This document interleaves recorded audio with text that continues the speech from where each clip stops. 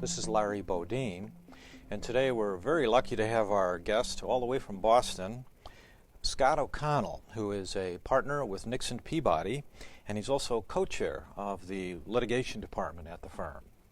Scott, I want to welcome you to the show. Larry, thanks for having me. You mentioned something interesting about one of the best approaches to business development you learned was not in law school. Yeah, you know, it's really important to have a good legal education and to learn everything that you need to do as a practitioner. But I'll tell you, the best lessons about client service came when I was waiting table for tips. Helping people solve their problems in real time, making them happy and earning some real-time compensation. I take those lessons with me every day, and I'm always thinking, how do my clients want me to give them the wow effect today? How can I exceed their expectations? And that's the stuff I learned waiting tables.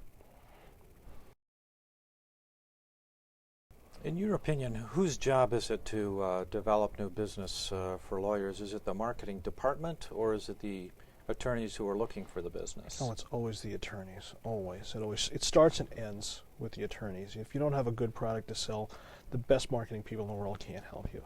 And I spend a lot of time in the management position I have at the firm trying to make lawyers understand that. You know, when they're unhappy about the way things are developing, it's quick and easy to blame a marketing person, but I tell them to look in the mirror. What are you selling? A lot of younger lawyers are very facile with Facebook, Twitter, LinkedIn, and social media. Is that a component of your activity? Well, I do use social media, and I'm pretty active with thought leadership. I follow certain areas. I try and stay abreast of all things that have to do with class actions. That's an area that I've been working in for the past decade. And so when there are developments, I'm quick to give a Scott O'Connell spin on what I think it means for clients and get it out there. And then I'll do it through multiple channels. It'll get sent by email to clients and contacts. It gets posted to LinkedIn and other social media sites, and then my firm will use its own distribution channels.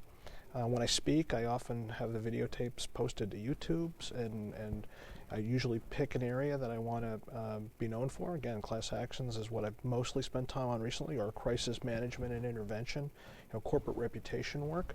And so I have done a lot of pieces that are out there with that, and the market has reflected back that they've seen it because I've gotten work as a result.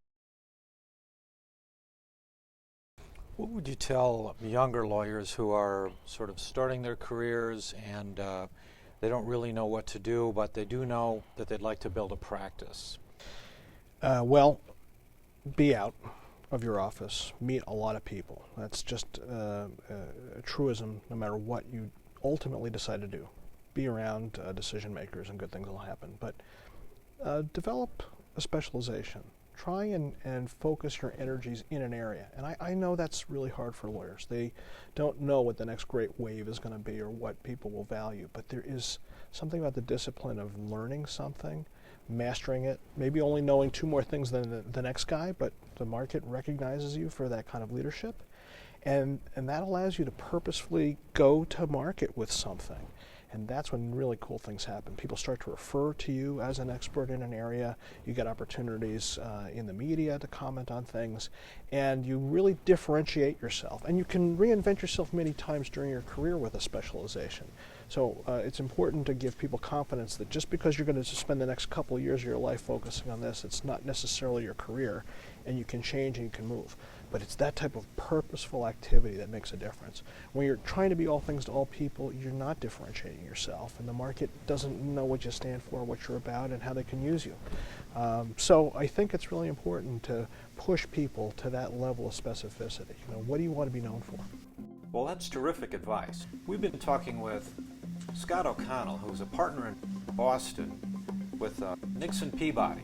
And Scott, I want to thank you very much. Larry, thank you. I enjoyed it.